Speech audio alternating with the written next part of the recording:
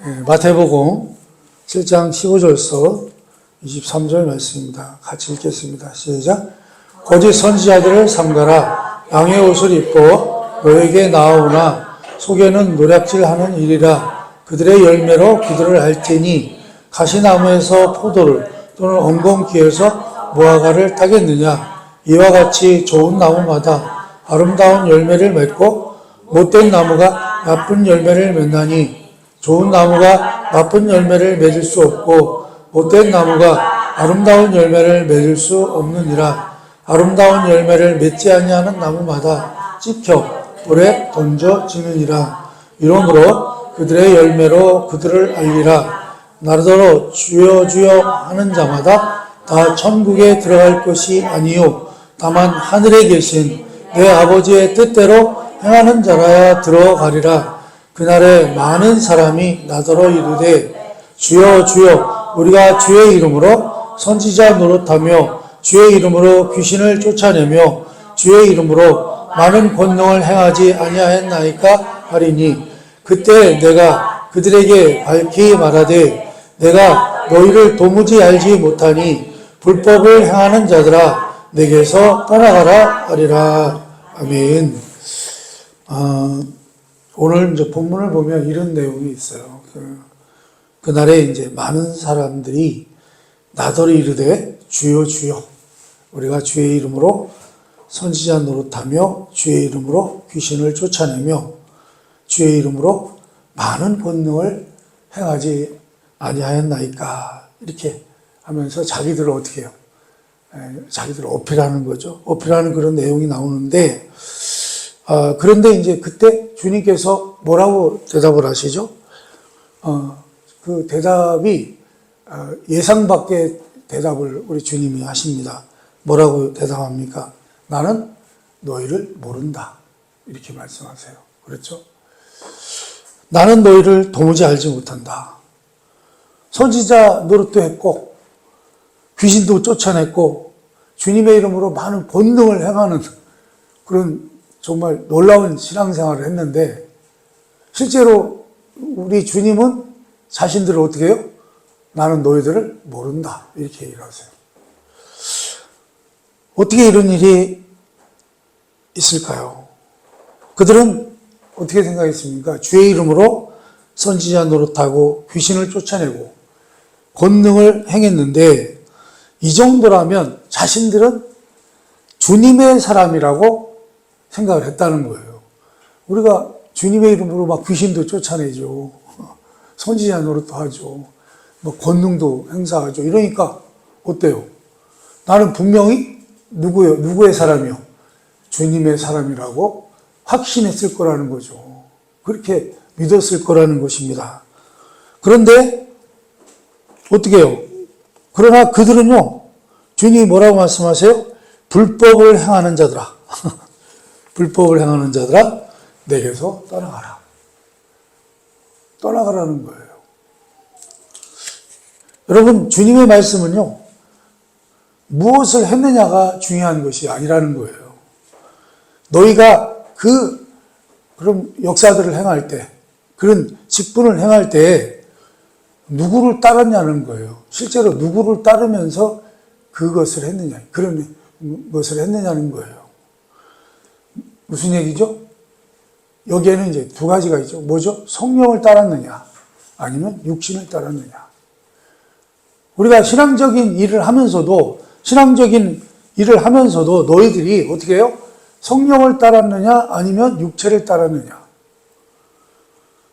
그러니까 무슨 얘기죠? 이렇게 그러한 일들을 행하면서도 이 사람들은 어떤 사람들이에요? 성령을 따르지 않고 누구를 따랐다는 거예요? 육체를 따랐다는 거죠.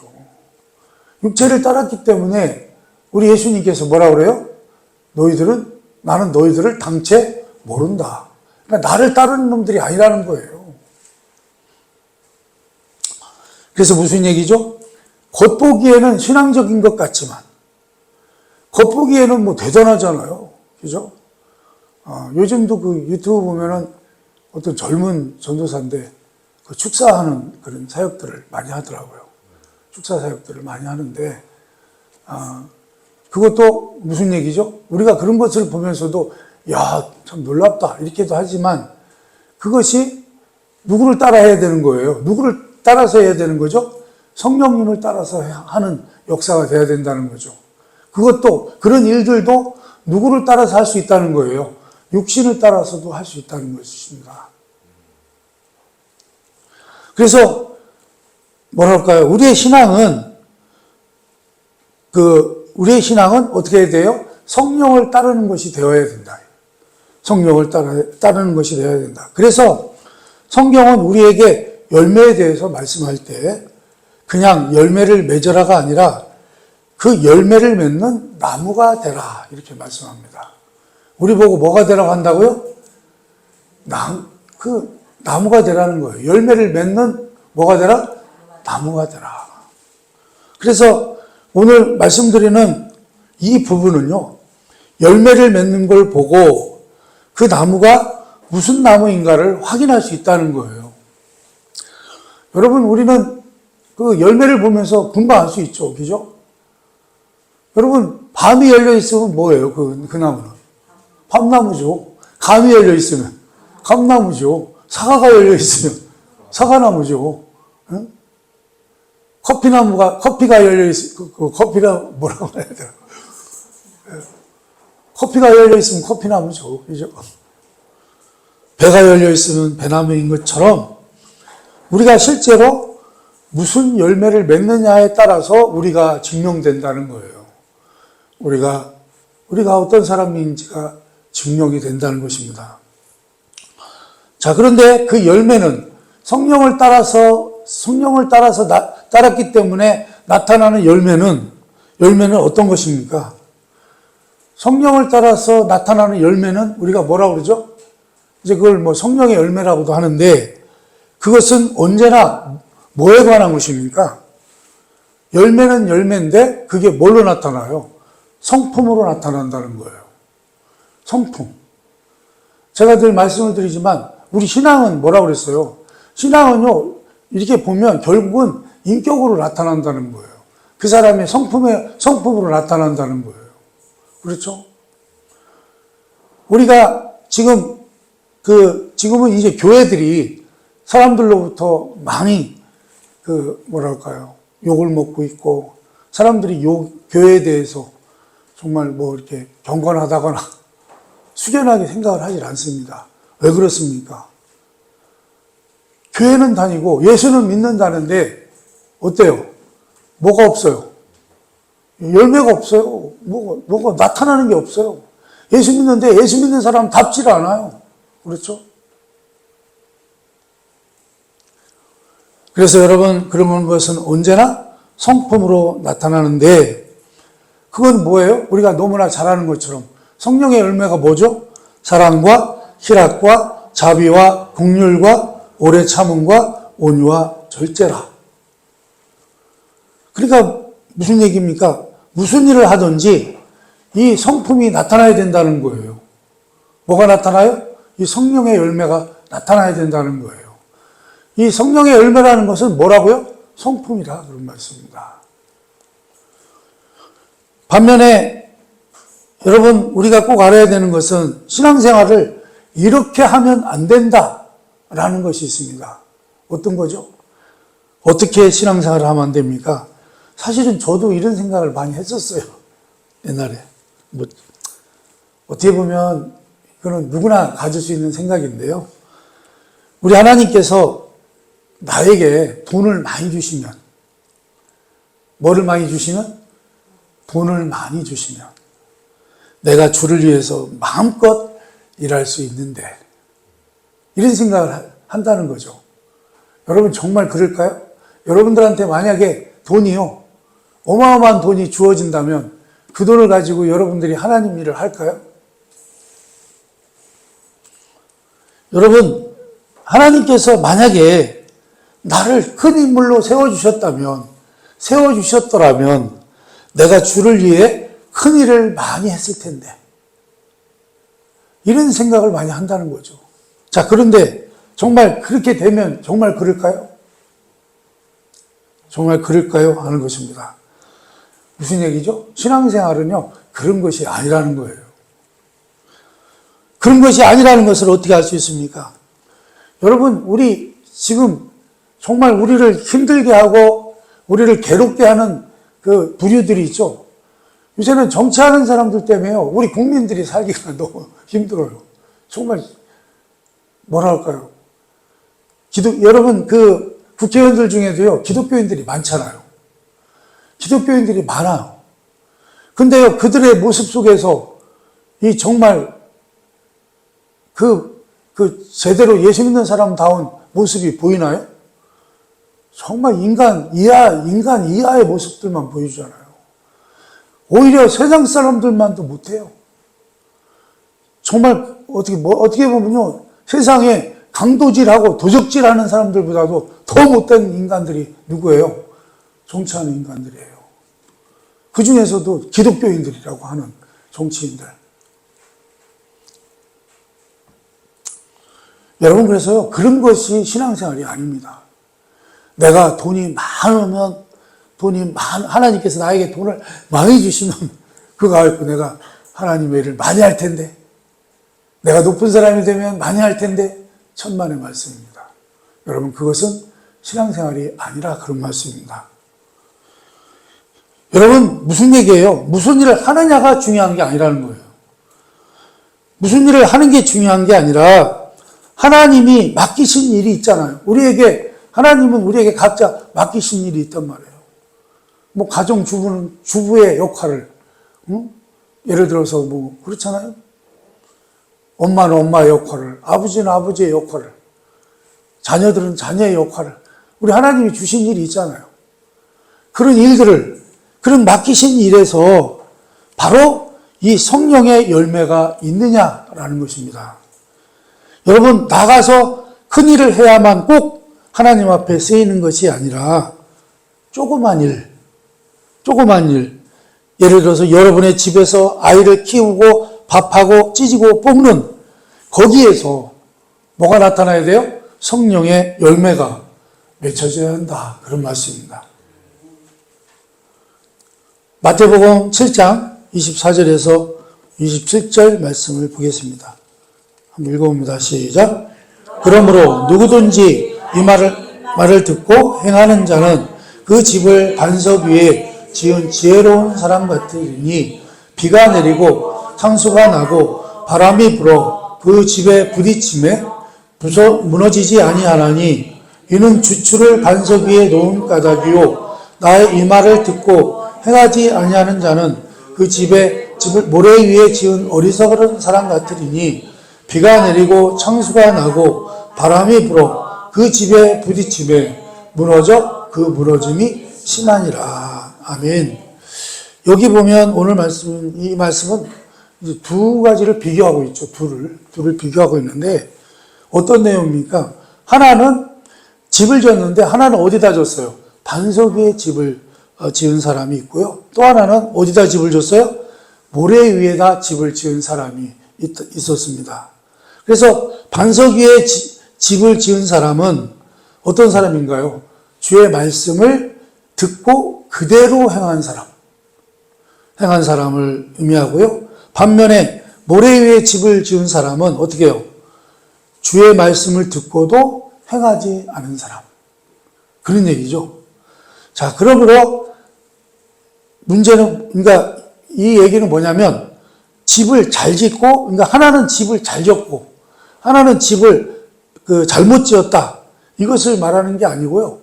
집은 똑같이 잘 졌어요. 집은 똑같이 잘 졌어요. 이 사람도 집 짓고 이 사람도 집을 짓고 집을 잘 졌는데, 자, 그런데 홍수가 날 때 집이 왜 무너졌습니까? 하나는 무너졌고 하나는 안 무너졌는데 무너진 이유가 무엇입니까? 집을 잘못 져서 무너졌나요? 집을 잘못 져서 무너진 게 아니라 기초가 뭐였기 때문에 무너진 거예요? 모래 위에 집을 졌기 때문에 무너졌다는 거예요. 기초가 잘못됐다는 것입니다. 이 비유는 그러니까 집을 지은 것에 관한 비교가 아니라 어디에다 집을 지었느냐, 어디에다 집을 지었느냐에 대한 물음인 것입니다. 비가 왔을 때 하나는 왜 안 무너졌습니까? 집을 잘 지었기 때문이 아니라 어디다 지었기 때문에 안 무너졌어요? 반석 위에다 집을 지었기 때문에. 반석이 뭐예요? 돌이죠, 돌. 반석 위에 지었기 때문에 안 무너졌습니다. 하나는 왜 무너졌습니까? 모래 위에 지었기 때문에 무너졌습니다. 집을 짓기는 다 똑같이 지었습니다. 그런데 똑같이 지었는데 모래 위에 지은 사람이 있었습니다. 무슨 말입니까? 모래 위에다 집을 지은 사람은요, 자기 멋대로 기초를 하고 지었다는 거예요. 자기 멋대로, 자기 마음대로. 무슨 얘기예요? 주님의 말씀대로 짓지 않았다는 거예요. 주님의 말씀 따라 어디다 집을 졌어야 돼요? 반석 위에다 집을 졌어야 되는데 어디다 졌어요? 그냥 지 생각대로 그냥 모래 위에다 집을 진 거예요. 그래서 주님의 말씀에 행하긴 했는데 어떻게 했다는 거예요? 본질적으로는 주님의 말씀을 듣지 않았다는 것입니다. 그래서 여러분, 자기는요, 나는 그래도 열심히 그래도 집을 줬잖아요. 집을 줬어요. 집을 질 만큼 신앙생활을 열심히 했는데 주님은 나를 모른다는 거예요. 응? 모른다고 하시는 거예요. 그래서 그날에 많은 사람들이 나더러 이르되 주여 주여 우리가 주의 이름으로 선지자 노릇하며 주님의 이름으로 귀신을 내쫓고 주의 이름으로 많은 권능을 행하였지 않습니까? 그런데 나는 도무지 너희를 모른다. 내가 언제 너희 보고 그렇게 하더냐? 여러분, 근데 이 말씀 중에는요, 이 말씀 앞에 우리가 오늘 읽지는 않았습니다만 그 앞에 이미 힌트가 있었어요. 뭐라고 말씀하냐면 나더러 주여 주여 하는 자마다 천국에 다 들어갈 것이 아니요 다만 하늘에 계신 내 아버지의 뜻대로 행하는 자라야 들어가리라. 어떤 사람이 들어가요? 하늘에 계신 내 아버지의 뜻대로 행하는 자라야 들어간다는 거예요. 그래서요, 여러분, 무슨 말입니까? 믿음은요, 자기가 열심을 내는 게 아니라는 거예요. 제가 계속해서 말씀을 드리는 거죠. 믿음이라고 하는 것은 자기가 열심을 내는 것이 아니라는 것입니다. 믿음이란 뭘 알아야 되냐면 하나님이 뭘 원하시는지를 알아야 한다는 거예요. 우리 주님께서 나에게 뭘 요구하시는지를 알아야 한다는 거예요. 믿음이 뭐라고요? 하나님이, 한번 따라서 합니다. 하나님이 나에게 뭘 원하시나? 우리 주님이 나에게 요구하시는 것은 무엇인가? 꼭 아시기 바랍니다. 그걸 아는 게 믿음이라는 거예요. 그러나 우리가 이게 참 심각한 문제인데 우리는요, 어떻게 생각을 해요? 내가 좋은 것이 누구도 좋은 거예요? 하나님도 좋은 거라고 생각을 해요.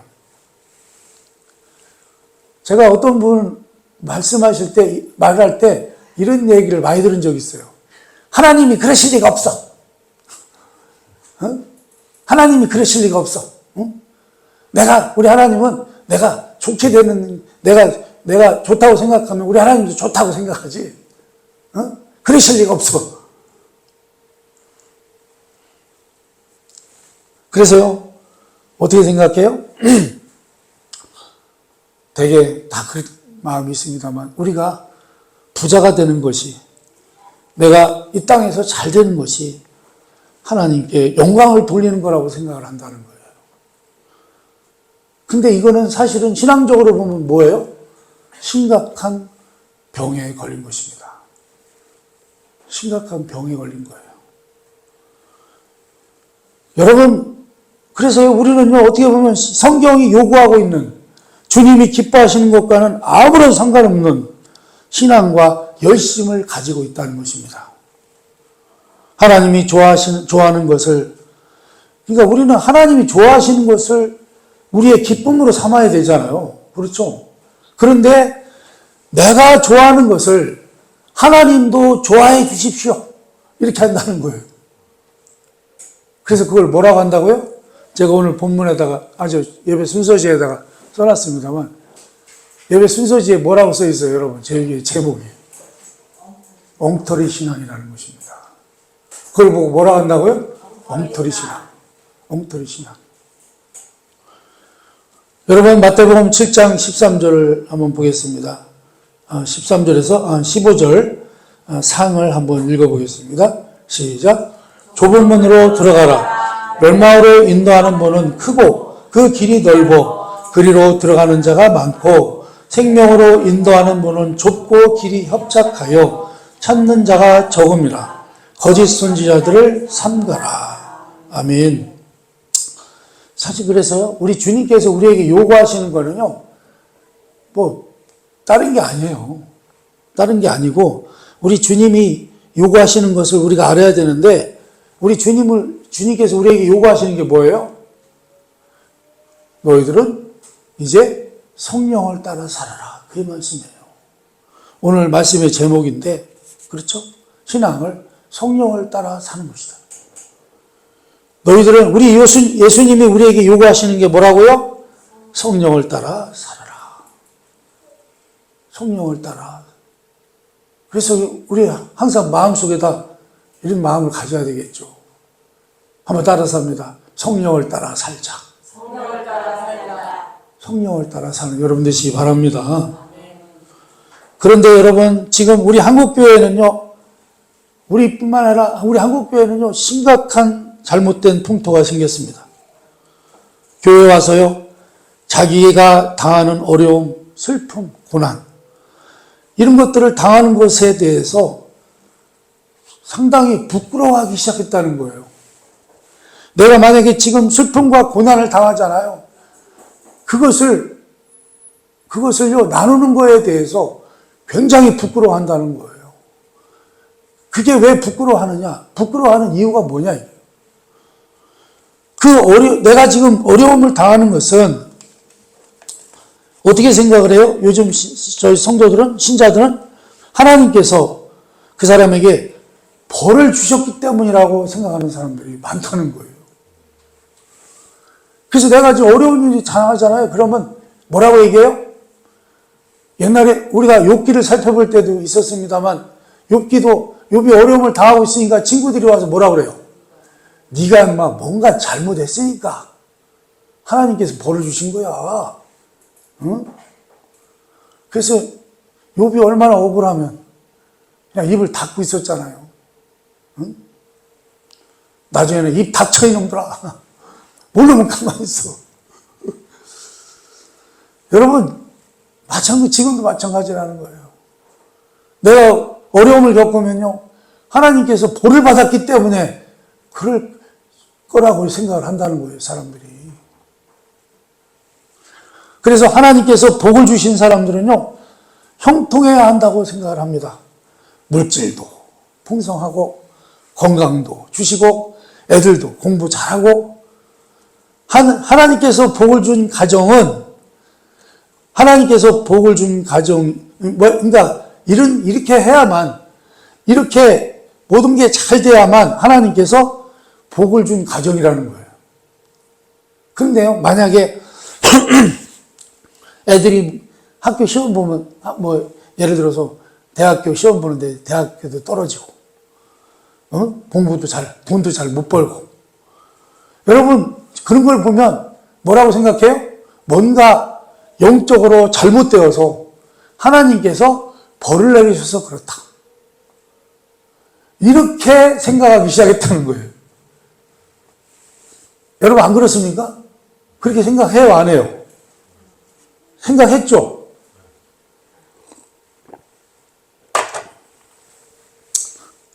큰일 납니다. 그거는 잘못된 생각이에요. 여러분, 절대 그런 게 아닙니다. 절대로 그런 것이 아닙니다. 사실요, 하나님이 물질도 주시고 아프지 않게 오냐 해주시는 신자들이 있어요. 그런 성도들이 있어요. 하나님께서 그냥 애기처럼 이렇게 오냐 이렇게 내비두시는 성도들이 있어요. 그러고요, 기도만 하면 다 들어줘요. 그런 성도들이 있어요. 왜 그렇게 하시는 줄 아십니까? 여러분 차라리 그런 성도 되면 여러분도 편하시긴 해요. 너는 그렇게라도 해주지 않으면 그나마 신앙생활을 못하게 생겼으니까 그래 그렇게라도 믿어라. 응? 그냥 너는 엿이나 처먹고 있어라. 그 얘기예요. 무슨 얘기인지 아십니까? 그래 내가 너 그냥 원하는 대로 다 해줄 테니까 신앙이나 까먹지 말고 잘 견디고 있어라. 그 얘기예요. 그래서 여러분 실제로 고난은 누가 당하는 줄 아십니까? 실제로 고난을 누가 당하느냐? 그 고난을 감당할 수 있는 사람만 고난을 당하는 것입니다. 여러분 고린도후서 1장 8절에서 9절을 보겠습니다. 8절에서 9절 한번 읽어봅니다. 시작. 형제들아 우리가 아시아에서 당한 환난을 너희가 모르기를 원하지 아니하노니 힘에 겹도록 심한 고난을 당하여 살 소망까지 끊어지고 우리는 우리 자신이 사형 선고를 받은 줄 알았으니 이는 우리로 자기를 의지하지 말고 오직 죽은 자를 다시 살리시는 하나님만 의지하게 하려 하심이라. 여러분도 아시는 것처럼 사도 바울은 정말 고생을 많이 했어요. 사도 바울은요, 혼자서 500명이 해야 될 일을 했다고 할 정도로 정말 많은 일을 하신 하나님의 일을 많이 한 분이죠. 그런데요, 고생도 그에 못지않게 무지막지하게 많이 하신 분입니다. 그래서 고린도후서 11장에 나타난 바와 같이 그는요 아주 많은 고난을 당했습니다. 많은 고난을 당했어요. 늘 얘기하지만 그는요 수없이 두드려 맞았어요. 수없이 매질을 당하고 때로는요 돌에 맞아서 죽은 적도 있어요. 근데 완전히 죽질 않아서 다시 살아나긴 했습니다만 사도 바울은 정말 이건 우리가 상상도 못합니다. 그래서요 아시아에서는 뭐라 그럽니까? 힘에 겹도록 심한 고난을 받아서 내가 감당하기에는 너무나 고난이 심해서 어떻게 해요? 살 소망까지 끊어졌다는 거예요. 욥처럼 주여 차라리 저를 좀 데려가 주세요. 그런 것처럼 바울도요 하나님 정말 살고 싶질 않네요. 너무 힘들어서. 그래서 그는 마음에 이제는 죽었구나라고 생각을 했다는 것입니다. 이게 죽는 것이로구나라고 생각을 했겠죠. 그런데요, 그가요, 놀라운 고백을 하죠. 마지막에 무슨 고백을 해요? 마지막에 무슨 고백을 합니까? 그런데 나는 그 일을 통해서 말이요. 그런 일들을 통해서 사람을 의지하지 않고 오직 하나님만을 의지하는 법을 배웠다. 그렇게 말씀합니다. 그렇죠? 그래서 여러분 그 어려운 고난을 통해서 바울이 뭘 배웠어요? 사람을 의지하지 않고 누구를 의지하는 법을 배웠어요? 하나님만을 의지하는 법을 배웠다는 것입니다. 그래서 사실은요 우리 하나님께서 사실 믿는 자들에게는요 고난을 주세요. 왜요? 어떻게 하시려고? 사람을 믿지 않고 사람을 의지하지 않고 누구를 전적으로 의지할 수 있도록 그렇게 하시는 거예요. 하나님만을 의지할 수 있도록. 여러분 그래서요 사도 바울을 하나님이 쓰실 때 그에게 많은 것을 맡긴 것 이상으로 고난의 길을 겪게 하신 것을 우리는 알아야 합니다. 자신을 복종하는 것, 자기를 부인하고 자기 십자가를 지지 않으면 우리가 증거하는 모든 것으로 모두 육체의 열매를 맺을 수밖에 없다. 그런 말씀입니다. 여러분에게 늘 상처를 주는 분이 있습니까? 그를 위해 기도하시기 바랍니다. 감당이 될 때까지 기도하시기 바랍니다. 감당이 될 때까지. 주님께서요, 제자들의 이런 질문에 답한 것을 기억하실 것입니다. 주님, 어떤 사람이 저에게 죄를 7번 범하면 제가 7번까지 용서해 주면 됩니까? 그러니까 예수님이 뭐라고 그래요? 70번씩 7번이라도 해라. 어떻게 하라는 거예요? 그냥 어떻게 하라는 거죠? 그냥 용서해 줘라 이거예요. 끝까지. 그게 뭐예요? 그게 신앙의 유일한 원리라는 거예요. 근데 우리가 이거 참 어렵죠.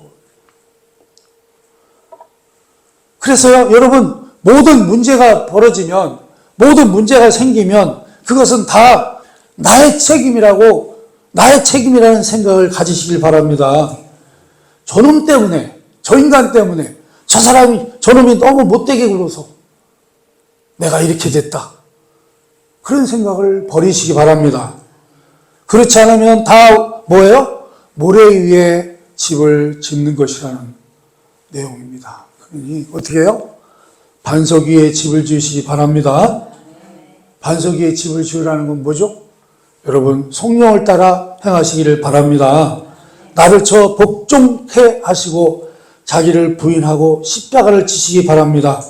그 외에 다른 방법은 쓰지 않기로 결심하시기 바랍니다. 어렵죠. 어렵긴 합니다만 여러분, 그럴 때요, 우리는 무슨 일을 하든지 그것이 아무리 사소한 일일지라도 거기에는 뭐가 있어요? 사랑과 희락과 화평과 오래 참음과 자비와 양선과 온유와 절제와 충성이 있는 것을 보게 될 것입니다.